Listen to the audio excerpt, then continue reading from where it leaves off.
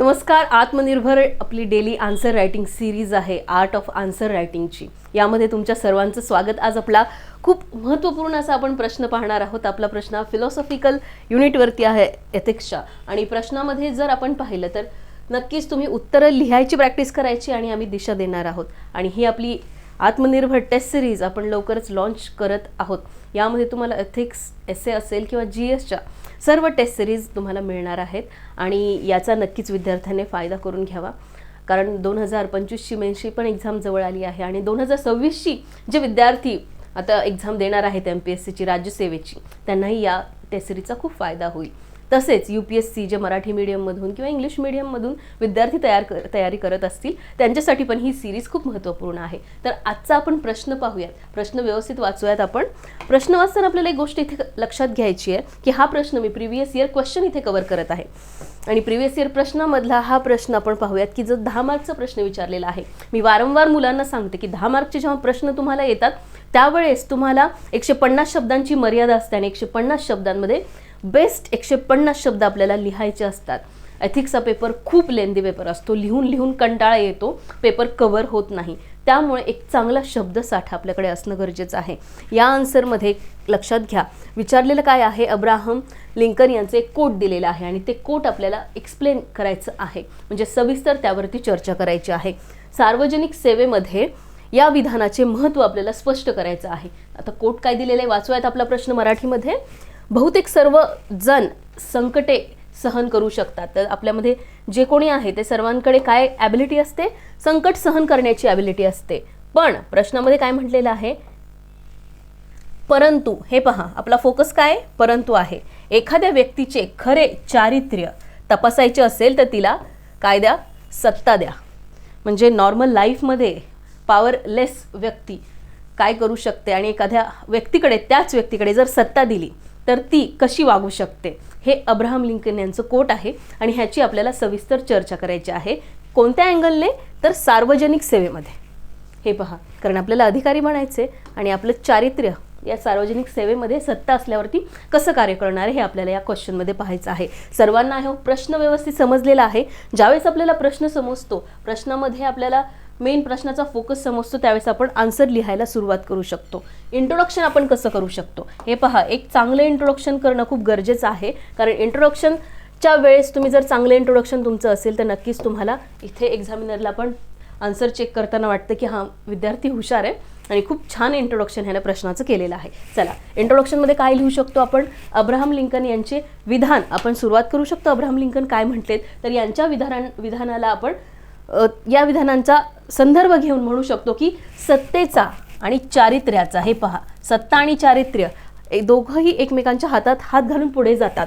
अतिशय सूक्ष्म संबंध इथे आपल्याला स्पष्ट करते, कारण संकटे ही बाह्य परिस्थितीमधून येतात. बरोबर आहे, ज्यावेळेस अशी संकटे बाह्य परिस्थितीमधून येत आहेत त्याची खरं तर हीच कसोटी असते.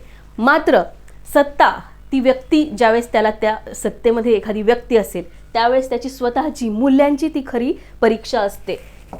आणि त्यावेळेस काय होतं, सार्वजनिक सेवेत या सत्तेचा वापर तो एखादा अधिकारी कसा करतोय हे आपल्याला इथे काय करायचं असतं, सिव्हिल सर्व्हिसेस, सार्वजनिक सेवकाच्या जे कोणी आहे सिव्हिल सर्वंट, तर त्यांच्या नैतिक दृष्टीने ते कसे वागतायत हे आपल्याला इथे पाहायचं असतं आणि ते खूप महत्त्वाचं असतं.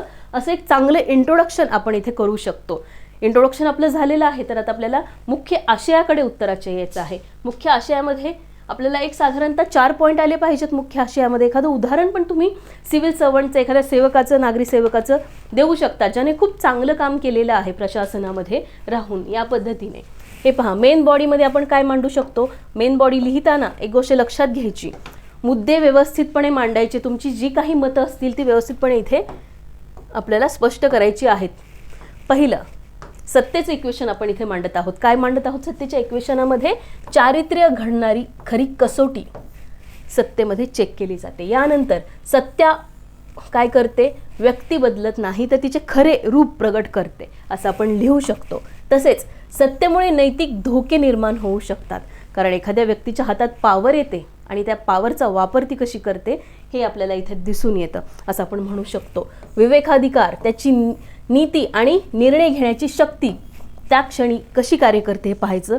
पाहणं गरजेचं असतं. भ्रष्टाचार, पक्षपात आणि अहंकार 3 कीवर्ड आहेत. कोणकोणते कीवर्ड उत्तरात आलेच पाहिजेत तुमच्या. पहिला भ्रष्टाचार, दुसरा पक्षपात आणि अहंकाराची शक्यता. हे 3 कीवर्ड काय आहेत तर खरं रूप आहे त्याचं ज्यावेळेस त्याच्या हातात सत्ता येते.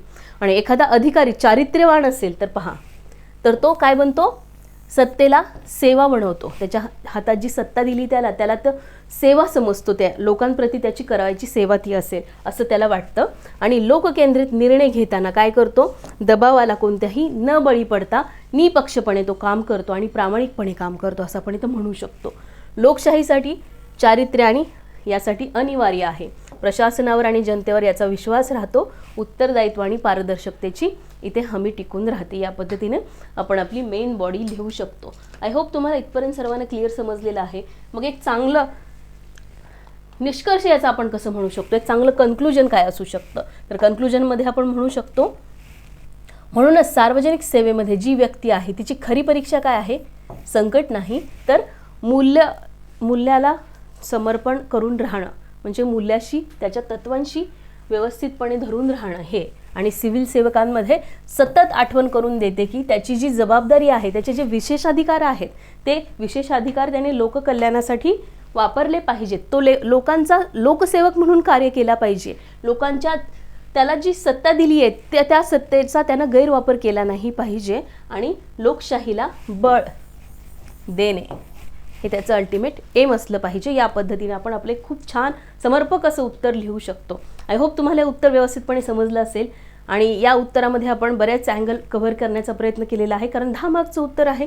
आपण व्यवस्थित इथे या उत्तराच्या एवढ्या पॉईंटमधून हे उत्तरामध्ये खूप चांगले मार्क्स घेऊन येऊ शकतो. ओके, तुम्हाला हे उत्तर तुम्ही काय करा, एक साधी सोपी प्रॅक्टिस करा. ज्यावेळेस प्रश्न येईल त्यावेळेस तुम्ही स्वतः हे उत्तर ऐका, माझं लेक्चर स्क्रीनशॉट काढून घ्या आणि उत्तर स्वतःच्या मनाने लिहिण्याचा प्रयत्न करा. मग तुम्ही परत त्या स्क्रीनशॉटकडे जाऊ शकता आणि चेक करू शकता की माझे कोणते पॉईंट राहिले, एक्स्ट्रा पॉईंट मी ॲड केलेत का, किंवा मॅडमनी जे पॉईंट सांगितले त्यामधलं काही मिस झालं आहे का. या पद्धतीने एक्सक्यूज मी तुम्ही उत्तर तुमचं चेक करू शकता. आपण भेटूयात पुढील आन्सरमध्ये. थँक्यू.